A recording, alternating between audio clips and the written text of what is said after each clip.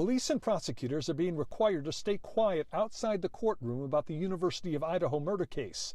But on the internet, there is no such prohibition. We have uncovered what we believe are some old writings of Bryan Kohberger. And most of it, on TikTok, Facebook, and other places, is speculation and hypothesizing. The evening following the murders, Kohberger's phone was pinged in Johnson, Idaho, which is 3 hours away from Moscow and conveniently next to a national forest. How prevalent is internet sleuthing? Consider this. This Facebook group, University of Idaho Murders Case Discussion, has more than 225,000 followers. And this is just one of many groups discussing and hypothesizing about this case online. Prior to the arrest of Bryan Kohberger, a user who goes by Papa Roger was a prolific contributor on the site, with many creepy and insensitive posts, and what turned out to be incorrect speculation, such as the white Elantra is a red herring. But he also declared, of the evidence released, the murder weapon has been consistent as a fixed-blade knife. This leads me to believe they found the sheath. The fact that he got the detail correct about the sheath, despite getting so much else wrong, is one of several reasons many on social media think Papa Roger was Kohberger. This person saying, I really think Papa Roger was BK, Kohberger's initials. And this person, okay, this Papa Roger stuff is wild. How would anyone besides him know some of this? Very unsettling. There is no indication Facebook or the police believe Papa Roger, who is no longer in the group, is Kohberger. Then there is this video taken at an Idaho prayer vigil for the 4 murder victims prior to Kohberger's arrest, with many people hypothesizing online.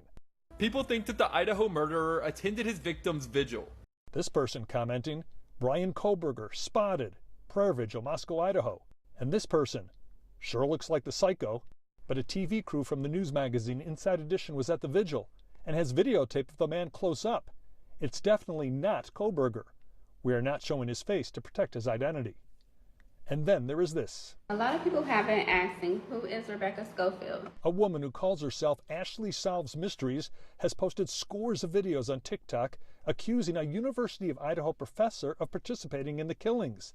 Never mind that police said the professor was never a suspect. The TikToker, whose real name is Ashley Gillard, posted this video about 2 weeks before Kohberger's arrest. We need to dig deeper into her personality so we can understand her beliefs and who she is, so that we can further understand her motives for the murders. We reached out to Gillard. She did not respond, but Professor Rebecca Schofield has responded, her attorney filing a defamation lawsuit against Gillard. The lawyer, Wendy Olson, saying, the statements made about Professor Schofield are false, plain and simple. What's even worse is that these untrue statements create safety issues for the professor and her family. They also further compound the trauma that the families of the victims are experiencing. Professor Schofield twice sent cease and desist letters to Ms. Gillard, but Ms. Gillard has continued to make false statements, knowing they are false. Thus, this lawsuit became necessary to protect Professor Schofield's safety and her reputation. Hey, if you like that video, be sure to subscribe to our ABC7 Chicago YouTube channel.